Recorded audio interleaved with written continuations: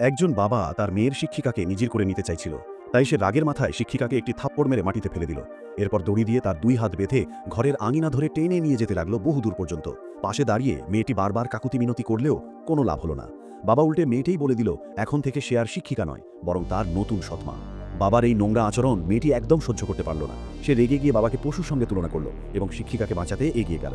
এতে বাবা আরও ক্ষিপ্ত হয়ে মেয়েকে জোরে ধাক্কা দিয়ে ফেলে দিল এবং ঘোষণা করল আজ এই শিক্ষিকাকে সে যেভাবেই হোক নিজের করে নেবে।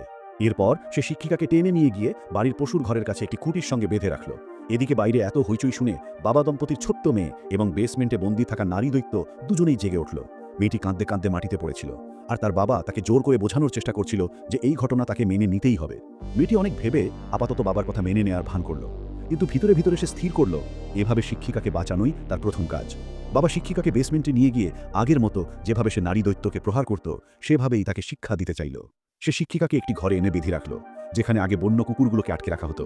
কুকুরগুলো শিক্ষিকাকে দেখে ভয়ঙ্করভাবে চেঁচাতে লাগলো। এদিকে মেয়েটি আর বসে থাকতে পারল না। সে তাড়াতাড়ি নিজের ঘরে গিয়ে বেসমেন্টের চাবি তুলে নিল এবং গিয়ে নারী দৈত্যের শিকল খুলে তাকে মুক্ত করল। মুক্তি পেয়ে নারী দৈত্য মেয়েটিকে আঘাত করল না, বরং বাইরে বেরিয়েই প্রথমে বাবার স্ত্রীকে দেখতে পেল। নারী দৈত্য ভেবেছিল এই নারীও বাবার মতো অত্যাচারী, তাই সে প্রচণ্ড রাগে তাকে আক্রমণ করে হত্যা করল এবং মৃতদেহ দূরে ছুড়ে ফেলে দিল। মেয়েটি মাকে মরতে দেখে ভয়ে কেঁপে উঠল। বদ্ধ ঘরে থাকা শিক্ষিকাও প্রচণ্ড আতঙ্কে কাঁপছিল, আর তারই মাঝে আরেকজন নারী দৈত্য হঠাৎ খাঁচা ভেঙে বেরিয়ে এসে শিক্ষিকাকে ছিঁড়ে ফেলতে শুরু করল। শিক্ষিকা শেষ নিঃশ্বাস পর্যন্ত বাবার কাছে মাথা নত করেনি, আর শেষ পর্যন্ত সেও বিচারের আগেই মৃত্যুবরণ করল। বাবা ও ছেলে যখন শিক্ষিকার লাশ সরাতে যাচ্ছিল তখন নারী দৈত্য তাদের সামনে এসে দাঁড়ালো। ছেলে ভয়ে স্থির হয়ে দাঁড়িয়ে পড়ল এবং মুহূর্তেই লোহার রড দিয়ে তাকে মেরে ফেলল। বাবা পালানোর জন্য অস্ত্র খুঁজছিল, কিন্তু নারী দৈত্য দ্রুত এসে রড দিয়ে তার বুক বিদীর্ণ করে ফেলল এবং তার হৃৎপিণ্ড টেনে বের করে আনলো। এইভাবে বাবা ছেলের পশুর মতো জীবনও শেষ হলো। সবকিছু শেষ করে নারী দৈত্য বাইরে বেরিয়ে এলো। বাড়ির আরেকটি ছোট নারী দৈত্যও বেরিয়ে এলো এবং তখন ছোট মেয়ে সাহস করে তাদের সামনে এগিয়ে গেল। ভয় না পেয়ে সে নারী দৈত্যকে পানি দিল।